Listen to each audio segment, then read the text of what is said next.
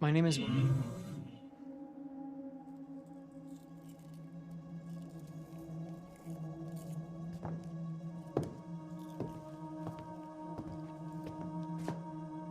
Say again. I'm.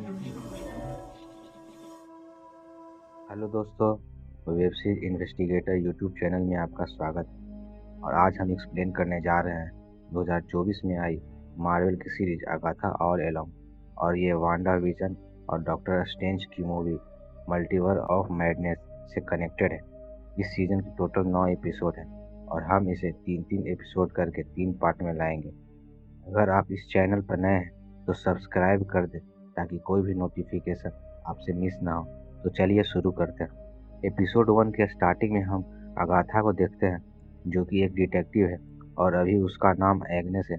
वो अभी एक केस के लिए जंगल के पास जाती है, जहाँ उसे उसका कलीग या दोस्त हर्ब मिलता है। वह उसे हेलो नेबर कह के पुकारता है, जो कि सच में वांडा विजन सीरीज में वांडा और विजन का नेबर था।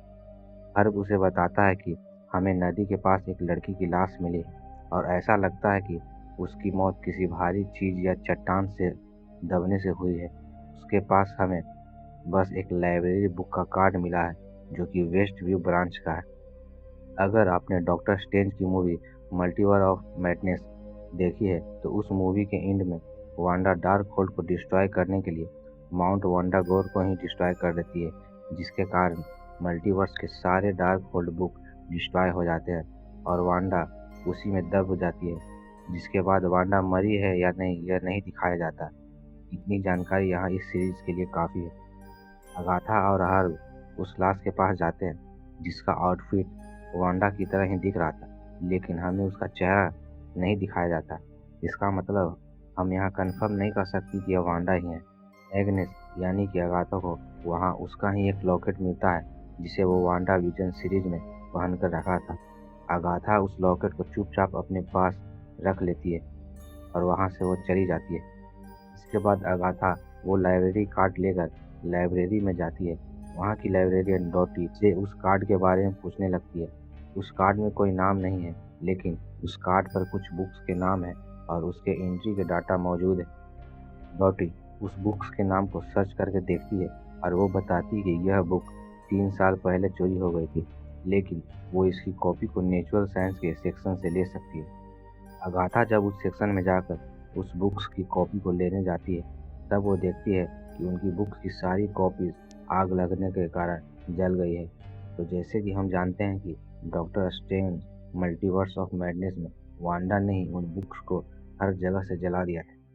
इसके बाद अगाथा वेस्टव्यू के पुलिस डिपार्टमेंट में जाती है, जहां उसका चीफ जोन्स, जो कि ये भी वांडा विजन में उसका नेवर था, वो अगाथा को एक एफबीआई एजेंट से मिलवाता है, जिसका नाम एजेंट विडाल है, और वो इस इन्वेस्टिगेशन में उसके साथ काम करेगी। वो एक दूसरे को जानती है, पर दोनों एक दूसरे को पसंद नहीं करते हैं। विडाल उसे बताती है कि उस लड़की के नाखून से जो मिट्टी मिले हैं वो ईस्टर्न यूरोप के हैं और कातिल का कोई सुराग नहीं मिला है, जैसे कि वो वहाँ जादू से आई हो। अगाथा जादू सुनकर उसका मजाक करके उसे बाहर भेज देती है। इसके बाद अगाथा उस लॉकेट को लेकर एक नॉर्म नाम के आदमी को दिखाती है। नॉर्म उस लॉकेट को देखकर उस लॉकेट के बारे में बताता है कि यह शायद 17 सेंचुरी का है और वो नॉर्थ अमेरिका या नॉर्थ इंग्लैंड से हो सकता है। वो उस लॉकेट पर बने 3 मूर्ति के बारे में बताता है कि यह 3 देवी है, कन्या, माता और बूढ़ी। इसके बाद वो लॉकेट को खोल कर दिखाता है, जिसमें एक बाल होता है, और यह देख कर अगाथा फिर वापस चली जाती है। वो रात को अगाथा जब उस बुक के नाम से हर एक लेटर को अलग अलग करके लिखती है, तब वो गौर करती है कि डार्क होल्ड बुक का नाम बनता है, और उसी वक्त उसे कुछ याद आने लगता है, लेकिन उसका चीफ उसे घर भेज देता है। अगाथा जब अपने घर पहुंचती है, तभी थोड़ी देर बाद एजेंट विडाल भी उसके यहाँ आती है और दोनों बियर पी के कुछ बातें करने लगते हैं। यहाँ हम देखते हैं कि विडाल अगाथा से जब भी बात करती है तो उससे कुछ उटपटांग सवाल करती है, जैसे कि तुम खुद को भी नहीं जानती हो, तुम यहाँ कितने साल से रह रही हो, और तुम मुझसे क्यों नाराज हो, तुम्हें यह भी नहीं पता है। और यह सब सुनकर अगाथा हमेशा कंफ्यूज हो जाती थी। उसी दौरान अगाथा गौर करती है कि ऊपर से कुछ आवाज़ आ रही है, और वो ऊपर जाकर देखती है कि कोई उसके घर में घुस गया है। वो देखती है कि एक टीनेज लड़का उसके घर में घुस गया है और अगाथा को देखकर वो भागने लगता है। जिसके बाद अगाथा उसका पीछा करती है और उसे पकड़ लेती है और फिर अगाथा उस लड़के से पूछताछ करने लगती है। वो अगाथा को बताता है कि वो उसके घर में डगर को ढूंढ रहा था, पर अगाथा को कुछ समझ नहीं आया। और फिर अगाथा उस लड़के से उस मर्डर के बारे में पूछने लगती है और उसकी पिक्चर्स दिखाती है, लेकिन वो लड़का उस मर्डर के बारे में कुछ नहीं जानता है और उसे उस पिक्चर में कोई लड़की नहीं बल्कि एक गार्डन का पिक्चर दिख रहा था। जिसके बाद अगाथा यह गौर करती है सच में उसमें एक गार्डन का पिक्चर था। और फिर अगाथा ग्लास देखने लगती है जहाँ से विडाल उसे मॉनिटर कर रही थी, लेकिन वो लड़का अगाथा को बोलता है कि आप उस पेंटिंग को क्यों बार बार देख रहे हो। जिसके बाद वहाँ सच में एक पेंटिंग आ जाता है जो काफ़ी स्ट्रेंज था। और फिर वो लड़का अचानक एक मंत्र पढ़ने लगता है, जिससे चिढ़कर अगाथा उसे जेल में डाल देती है। इसके बाद अगाथा काफ़ी कंफ्यूज हो जाती है और वो रात को वांडा की लाश को चेक करने के लिए मॉर्ग में जाती है, जहाँ वो उसकी लाश के पास लाइब्रेरी कार्ड को देखती है, जिसमें लास्ट में उसे वांडा का नाम दिखाई देता है। उसी वक्त उसे विडाल दिखाई देती है।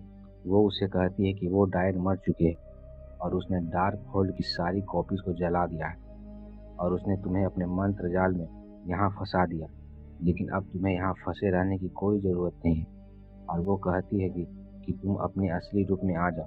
इसके बाद अगाथा को कुछ हो जाता है और उसे बहुत गर्मी लग रही है। ये कह करके वो अपने कपड़े उतारने लगती है, लेकिन हम यहाँ देखते हैं कि अगाथा खुद को अलग अलग कॉस्ट्यूम में पाती है और फिर वो खुद को बिना कपड़ों के अपने घर में पाती है। तो दोस्तों, यहाँ इस एपिसोड का मेन स्टोरी हमें पता चलता है कि हम देखते हैं कि अगाथा अब वांडा के जादू से आज़ाद हो चुकी है, जिसे वांडा विजन सीरीज में वांडा ने ही अगाथा के ऊपर जादू करके उसे वेस्ट व्यू में फंसा दिया था। होश में आने के बाद अगाथा अपने घर से बाहर जाकर अपने नेबर हर्ब से पूछती है कि वो यहाँ कब से रह रही है, और हर्ब उसे बताता है कि वो यहाँ 3 सालों से रह रही है, यानी कि अगाथा को छोड़कर बाकी सब वांडा के जादू से आज़ाद हो चुके थे। और अगाथा यहाँ वांडा के जादू के कारण पागल की तरह अलग अलग हेलोजिनेशन में रह रही थी, जैसे कि एग्नेस और पुलिस बनकर इन्वेस्टिगेशन करना, और उसके नेबर उसे पागल समझकर इसका साथ देते थे। इसके बाद अगाथा अपने घर में जाकर अपना पावर्स का इस्तेमाल करने की कोशिश करती है और उसे पता चलता है कि वांडा ने उससे उसकी सारी पावर्स को छीन लिया है। और फिर वो कबर्ड खोल के देखती है कि उसने उस लड़के को अरेस्ट नहीं बल्कि किडनैप किया है। उसी वक्त अगाथा के यहाँ विडाल आकर उसके ऊपर हमला कर देती है और वो भी एक डायन है।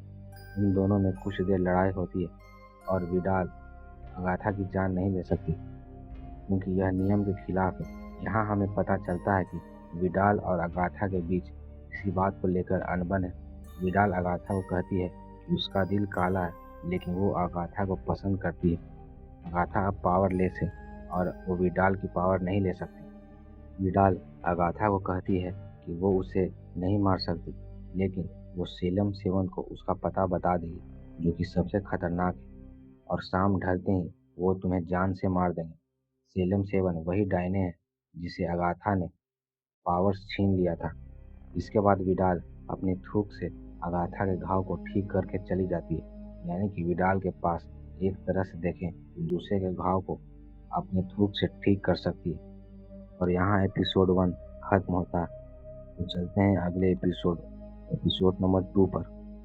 एपिसोड 2 में हम देखते हैं कि विडाल के जाने के बाद अगाथा 7 सेलम से बच के वहाँ से भागने की तैयारी कर रही होती है।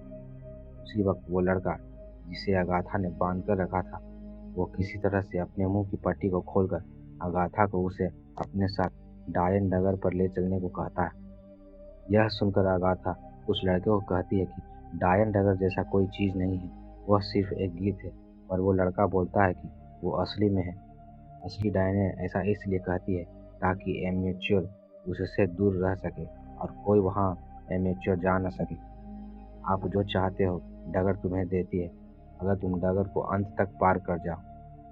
अगाथा उस लड़के को डगर ले जाने से मना करती है क्योंकि वो अभी बच्चा है जिसमें उसकी जान भी जा सकती है। वो लड़का उसे बताता है कि अब वो 16 साल का हो गया है और उसने ये किताबों में, कहानी और गानों में पढ़ा है। वो लड़का बताता है कि मैंने तुम्हारे बारे में बहुत जानकारी निकाली है और मैंने ही तुम्हें उस मंत्र जाल से बाहर निकाला है। तब अगाथा उस लड़के से पूछती है कि अगर तुम में इतने ही पावर्स है कि तुम वांदा के जादू को तोड़ सकते हो, तो तुम्हें डगर की क्या ज़रूरत है? तब वो लड़का उसे बताता है कि उसने ये सब किताबों से सीखा है। उसे असली में पावर्स चाहिए, जैसे कि उड़ना, डिफेंड करना, ये सब। अगाथा तो पहले उसे मना करती है, लेकिन वो लड़का उसे यह कहकर कन्विंस कर लेता है कि अब उसके पास पावर्स नहीं है और सेलम सेवन भी उसे मारने के लिए आ रही है। तुम्हें डगर पर जाकर अपने पावर्स को जरूर पाना चाहिए। तब आगाथा उस लड़के से उसका नाम पूछती है, लेकिन जब वो लड़का अपना नाम लेता है, तभी उसका मुंह बंद हो जाता है और उसके मुंह पर एम जैसा निशान आ जाता है। यानी कि वो लड़का जब भी अपना नाम लेता था तो ऐसा ही होता था और किसी को उसका नाम नहीं पता चल पाता था। अगाथा को यह काफ़ी इंटरेस्टिंग लगा और अगाथा उसे टीन कहकर बुलाती है। इसके बाद अगाथा टीन को डगर ले जाने के लिए रेडी हो जाती है और अगाथा को डगर के लिए डायनो की टोली चाहिए, जिसके लिए वो टीम के साथ कुछ डायनो को ढूंढने के लिए रवाना होती है। डायनो के नियम के अनुसार 1 किलोमीटर के दायरे में कोई न कोई कमजोर या ताकतवर डायन उसे मिल ही जाएगी। इसके बाद अगाथा एक औरत के यहाँ जाती है जो लोगों का भविष्य बताती है और उसका नाम लिलिया है। अगाथा उससे एक झूठ बोलकर उसे टेस्ट करती है, लेकिन लिलिया अगाथा को उसके बारे में सच सच बता देती है। किसी ने उसके ऊपर मंत्र जाल किया है और तुम पावरलेस हो गई। मुझे तुम्हारे काम में कोई इंटरेस्ट नहीं। अगाथा लिलिया को अपने साथ डगर पर चलने को कहती है, लेकिन लिलिया उसे मना कर देती है क्योंकि डगर पर जिंदा लौटना मुश्किल है और अगर वो वापस भी आ जाए तो अगाथा उसकी पावर्स को छीन लेगी। तब अगाथा लिलिया को बताती है कि अगर कोई मुझ पर अपनी पावर्स का इस्तेमाल करता है तभी मैं उसकी पावर्स को ले सकती हूँ। इसका मतलब अगर तुम मेरे ऊपर अपनी पावर्स का इस्तेमाल नहीं करोगी तो मैं तुम्हारी पावर्स को नहीं ले सकती। लिलिया फिर भी अगाथा को मना कर देती है, लेकिन उसी वक्त लिलिया को भविष्यवाणी दिखाई देती है जिसमें वो अगाथा के टोली के लिए 4 नाम लिख कर देती है और उस लिस्ट में उसका भी नाम है। उसकी भविष्यवाणी गलत नहीं हो सकती है। अगाथा उसे अपना एड्रेस देकर बाहर अगली डायन का पता लगाने के लिए कार में बैठने लगती है। उसी वक्त वो एक कौवा को देखकर अजीब बिहेव करने लगती है और जल्दी से कार में बैठकर चली जाती है। इसके बाद अगाथा जेनिफर नाम की डायन के पास जाती है, जिसे लोग जेन बुलाते हैं, जो कि लोगों को कॉस्मेटिक वगैरह क्रीम बेचती है। जेन एक पोषण एक्सपर्ट है, इसलिए अगाथा को उसकी ज़रूरत है।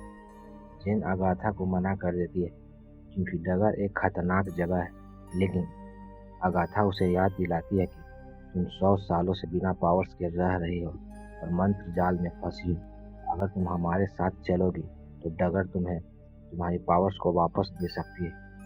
लेकिन जेन फिर भी उसे मना करती है। फिर टीन उसे उसके केस के बारे में याद दिलाता है कि उसकी क्रीम की वजह से बहुत लोगों को स्किन प्रॉब्लम हो गया है और उसके ऊपर लाखों का फाइन हो भी सकता है या जेल भी हो सकता है। अगर आपके पास पावर्स होती तो चुटकी बजाते ही इन केस से बच जाती और अगाथा उसे अपना एड्रेस देकर चली जाती है। इसके बाद अब उन्हें सिर्फ 2 डायन के बारे में पता लगाना है, लेकिन अगाथा टीन को उनमें से सिर्फ एक डायन का नाम बताकर उस पेपर को खा जाती है। यानी कि अगाथा चौथी डायन का नाम छिपाना चाहती थी। अगाथा टीन को एक रेस्टोरेंट में तीसरी डायन का नाम बताती है, जिसका नाम एलिस है और वो एक पैदाइशी डायन है क्योंकि उसकी माँ भी एक डायन थी और एक फेमस म्यूजिशियन थी जिसका नाम लॉर्ना वू था। उसी वक्त अगाथा एक चूहे को देखकर उस कौवे की तरह से अजीब बिहेव करती है, मानो कि वो उसका पीछा कर रहा हो और अगाथा वहाँ से चली जाती है। इसके बाद अगाथा टीन को लेकर एक शोरूम में जाती है और वहाँ उसे एलिस मिलती है। अगाथा एलिस को बताती है कि उसे डायन डगर पर जाने के लिए एक रक्षक डायन चाहिए और झूठ बोलकर उसे नौकरी से निकलवा देती है। लेकिन एलिस अगाथा को मना कर देती है क्योंकि डगर जैसा कोई चीज़ नहीं है और उस डगर के गानों को उसकी माँ ने ही गाया था। अगाथा एलिस से यह कहकर कन्विंस करने की कोशिश करती है कि अगर वो उस डगर पर साथ चलेगी तो उसे यह पता चल सकता है कि उसकी माँ की मौत कैसे हुई थी। यह सुनकर एलिस वहाँ से चली जाती है। इसके बाद अगाथा टीन के साथ कार में वापस अपने घर जा रही होती है और वो टीन से उसके बारे में पूछती है कि वो कहाँ से है। लेकिन जब टीन अपने बारे में बताने लगता है तो वो ये गौर करती है कि वो बोल तो रहा है लेकिन उसकी आवाज़ अगाथा को पता नहीं चल पा रही। यानी कि टीन अपना पर्सनल डिटेल्स जब भी किसी डायन को बताता है वो सुन नहीं पाती है क्या हुआ। इसका मतलब हो सकता है कि टीन के ऊपर किसी ने किसी तरह का जादू किया हो। और शाम होते ही अगाथा के यहाँ जेन, लिलिया और एलिस पहुंच जाते हैं और अगाथा सबको डगर पर चलने को कहती है। लेकिन जेन अगाथा से पूछती है कि हमारी हरी डायन कहाँ है। तब टीन अगाथा से उस चौथी डायन का नाम पूछता है तो लिलिया उसे बताती है कि उस लिस्ट में चौथे नाम के बदले एक काला दिल का निशान था। तब अगाथा बाहर जाकर अपने पड़ोसी मिस सैरन, जिसे वो मिस हार्ट कहकर पुकारती है, उसे पार्टी के नाम पर झूठ बोलकर डगर पर ले जाने के लिए ले आती है। यहाँ हम देखते हैं कि अगाथा मिस हार्ट को उस चौथी डायन के बदले रिप्लेस कर देती है, जो कि एक आम इंसान है। यानी कि अगाथा नहीं चाहती कि वो चौथी डायन उस डगर पर चले। और लिलिया के अनुसार हो सकता है कि वो चौथी डायन कोई और नहीं बल्कि विडाल ही हो। इसके बाद शाम को सब बेसमेंट में एक साथ उस डगर की ओर जाने के लिए गाना गाने लगती है ताकि डायन डगर का रास्ता खुल जाए। वहीं दूसरी तरफ जब टीन ऊपर जाता है वो देखता है कि एक काले लिबास में कुछ औरतें अगाथा के घर की ओर बढ़ रही है, जो कोई और नहीं बल्कि सेलम सेवन डायने, जो अगाथा को मारने के लिए आई है। और वो टीन पर हमला कर देती है और टीन उन सबसे बचने के लिए बेसमेंट की ओर भागता है। वहीं नीचे बेसमेंट में अगाथा देखती है कि एक दरवाज़ा अपने आप जादू से आ गया है। उसी वक्त टीन भागता हुआ उस दरवाजे के अंदर चला जाता है और सेलम सेवन को देखकर सभी उस दरवाजे के अंदर चली जाती है। अंदर जाने के बाद वो देखते हैं कि वो डगर पर आ गए हैं और यहाँ एपिसोड 2 खत्म हो जाता है। एपिसोड 3 के स्टार्टिंग में हम देखते हैं कि अगाथा और बाकी लोग डायन डगर पर आ गए हैं। वो सब आगे बढ़ रहे हैं। मिस सैरन, जिसे अगाथा हार्ट कह के पुकारती है, जो कि एक आम इंसान है जिसे अगाथा बहला फुसलाकर अपने साथ ले आई है। उसे अब भी लग रहा था कि वो एक पार्टी में आई है। बाकी लोग आपस में बात कर रहे हैं। जेन सबसे पूछती है कि अगाथा के पीछे जो पड़ा था वो क्या था और हमें यहाँ क्या करना होगा। लेकिन टीन उसे यह कहता है कि अब वो अगाथा का नहीं बल्कि सभी का प्रॉब्लम बन गई है, क्योंकि सब अब डगर पर साथ चल रहे हैं। लिलिया सभी को बताती है कि हमें यहाँ अपने डर पे काबू पाना होगा। तब अगाथा बताती है कि ये डगर हम सब लोगों का टेस्ट लेगा। पर जेन पूछती है कि वो ये सब बिना पावर्स के कैसे करेगी। तब टीन कहता है कि काफ़ी आसान है, यह तुम सभी को मिलकर अपने हुनर का इस्तेमाल करके करना होगा। इस बात पर जेन टीन से उसका नाम पूछती है, लेकिन शुरुआत की तरह अपना नाम बताते ही टीन का मुंह बंद हो जाता है, जैसे कि नाम लेते वक्त उसकी आवाज़ को किसी ने साइलेंट कर दिया हो।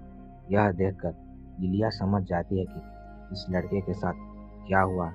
वो सभी को बताती है कि इस पर किसी ने मोहर लगा दिया है, यानी कि यह एक मंत्र जाल है और इसी के कारण हमें इसका नाम नहीं पता चल पा रहा है। एलिस टीन को बताती है कि मोहर एक ऐसा मंत्र जाल होता है जिससे कुछ छिपाया जाता है और ऐसा लगता है कि कोई इस बच्चे को डायन से बचाना चाहता है। सभी को अगाथा पर शक होता है, लेकिन अगाथा सभी को बताती है कि उसने यह सब नहीं किया है। इसके बारे में उसे कुछ नहीं पता। फिलहाल हमें इस डगर के अंत तक जाना होगा। वो सभी को कहती है कि अगर उन सभी को अपना मकसद को पूरा करना है तो उन्हें डगर के अंत तक जाना होगा। और वो सब देखते हैं कि मिस हार्ट वहाँ नहीं है। वो सब मिस हार्ट को ढूंढने लगते हैं, क्योंकि सभी को डगर के साथ रहना जरूरी है। वहीं दूसरी तरफ मिस हार्ट आगे एक पेड़ के किनारे बैठ जाती है, लेकिन तभी वो जमीन के अंदर जाने लगती है। इसके बाद वो चिल्लाने लगती है और उसकी आवाज़ सुनकर सभी वहाँ आ जाते हैं और एलिस मिस हार्ट को बचा लेती है। गाथा यहाँ सभी को एक नियम बताती है कि सभी को डगर में साथ रहना होगा। अगर हम गाने के हिसाब से चले तो सुरक्षित रहेंगे। लेकिन तभी जेन यह देखती है कि थोड़ी दूर पर एक घर है जो वहाँ पहले नहीं था। इसके बाद वो सभी उस घर के पास चले जाते हैं और अंदर जाने के बारे में सोचते हैं, क्योंकि हो सकता है कि यह हमारा पहला पड़ाव। इसके बाद वो सभी उस घर के अंदर चले जाते हैं। अंदर जाते ही वहाँ सभी का पहनावा बदल जाता है। तब एगाथा बताती है कि डगर टोली के मुताबिक बदल जाती है। वो घर के अंदर बहुत सुंदर लग रहे थे और घर भी काफ़ी सुंदर। तब अगाथा और एलिस यह गौर करती है कि वो अब घर के अंदर बंद हो चुके हैं। वहीं पर टीन को एक कार्ड मिलता है जिस पर एक पहेली लिखी हुई थी। उस पहेली को मिस हार्ट सॉल्व करती है, जिसके बाद उसके पास वाइन की बोतल आ जाती है। यह पड़ाव को पार करने के लिए उन्हें यह वाइन पीना होगा। जिसके बाद टीन उस वाइन की बोतल को खोलने के लिए ओपनर को खोजने लगता है, जिसमें उसकी मदद जेन करती है। जेन यहाँ टीन को अगाथा से सावधान रहने को कहती है, क्योंकि वो भरोसे लायक नहीं है। पर टीन उसकी बातों पर भरोसा नहीं करता है। तब जेन टीन को बताती है कि अगाथा ने उस डार्क होल्ड किताब के बदले अपने बेटे का सौदा किया था। इस पर टीन उसकी बात पर विश्वास नहीं करती, लेकिन वो बताती है कि सभी तो यही मानते हैं, लेकिन उसके बेटे का आज तक नहीं पता चला। कुछ लोग कहते हैं कि उसका बेटा मर गया होगा, कुछ लोग कहते हैं कि उसका बेटा शैतान बन गया होगा, और कुछ लोग यह भी कहते हैं कि वो मेफिस्टो का सेवक बन गया होगा। इसके बाद वो सभी वाइन पीते हैं और सबसे पहले मिस हार्ट वाइन पीती है। वाइन पीते ही वहाँ एक टाइमर स्टार्ट हो जाता है, लेकिन अगाथा एक चालाक डायन, वो ये वाइन नहीं पीती है और चुपके से उसे फेंक कर ग्लास को रख देती है। लेकिन उस ग्लास में अपने आप जादू से वो वाइन फिर से भर जाता है। उसी दौरान सभी आपस में बात करने लगते हैं। टीन एलिस के हाथ पर एक टैटू को देखता है। एलिस से पूछने पर वो बताती है कि ये टैटू मंत्र जाल से बचाता है। ये टैटू उसकी माँ ने ही बनवाने को कहा था, क्योंकि उसे लगता था कि हमारे यहाँ की औरतें शापित। आपको याद दिला दे कि उसकी माँ की अचानक मौत हो गई थी, तब वो सिर्फ 13 साल की थी। इसी बात का पता लगाने के लिए वो यहाँ इस डगर पर आई है। तब टीन भी उसे बताता है कि 13 साल की उम्र में उसके साथ भी बहुत कुछ हुआ है। इसके बाद मिस हार्ट ऐसे ही कुछ बात करने लगती है, लेकिन तभी सब देखते हैं कि उसका चेहरा सूज गया है और सभी सब अपना अपना चेहरा मिरर में देखने लगते हैं। तब जेन समझ जाती है कि उन्हें जहर दिया गया है और वो मिस हार्ट से कुछ पूछने लगती है कि आपको कैसा लग रहा है, क्योंकि उसने ही सबसे पहले ये जहर पिया था, ताकि वो अंदाज़ा लगा सके कि ये कौन सा जहर है। लेकिन तुरंत सभी का चेहरा ठीक हो जाता है। पर जेन समझ जाती है कि ये कौन सा जहर है। वो ये बताती है कि ये एल वाइफ का बदला वाला जहर है। वो इसके लक्षण को बताती है कि इसके बाद इसमें चक्कर आना, होश खोना, हाथ पैर जकड़ जाना, भ्रम होना और आखिर में मौत, ये सब हो सकता है। यह जानकर अगाथा वहाँ से भागने की कोशिश करती है और खिड़की के शीशे को तोड़ने लगती है, जिससे उसमें क्रैक आ जाता है। लेकिन सब अगाथा को रोकती है, क्योंकि वो अब पीछे नहीं हट सकती। उसी वक्त टीन अगाथा की गिलास को देखकर समझ जाता है कि उसने वो वाइन नहीं पिया है, लेकिन सब अगाथा को वो वाइन पीने के लिए फोर्स करते हैं, इसलिए उसे ये वाइन पीना पड़ता है। उसी वक्त मिस हार्ट को हेलोजिनेशन आने लगता है, जिसमें वो वांडा से अपने हस्बैंड की जान की भीख मांगने लगती है, जो कि पहले उसके साथ रियल लाइफ में बीत चुका है। इसके बाद वो बेहोश हो जाती है, यानी कि वो भ्रम में अपने बीते हुए रियल लाइफ के भयंकर इंसिडेंट को देखते हैं। वाइन पीने के बाद अगाथा का भी चेहरा सूज जाता है। वो जेन को उसका एंटीडोट बनाने को कहती है, क्योंकि जेन इसमें एक्सपर्ट है। इसके लिए उसे कुछ सामान चाहिए, जैसे कि पहला सामान है फ्रैंकलिन सेंस और सामाजिक फीट की अतड़ी। इसे ढूंढने के लिए एलिस और टीम दूसरे कमरे में जाते हैं। दूसरा, उसे एक लाश चाहिए जो कि कम से कम 3 करोड़ साल से सड़ रही हो, या यूँ कहें कि उसे एक जूप्लैंक्टन चाहिए जो कि पेट्रोलियम प्रोडक्ट में होता है। इसे ढूंढने के लिए अगाथा और लिलिया जाती है। इसके बाद जेन किचन से एक सामान को लाने जाती है। उसी वक्त उसे हेलोजिनेशन आने लगता है और हेलोजिनेशन में उसके सामने एक आदमी आ जाता है और वो उसे मुसीबत बोल के बेसिन में मुंह डालकर उसे मारने लगता है।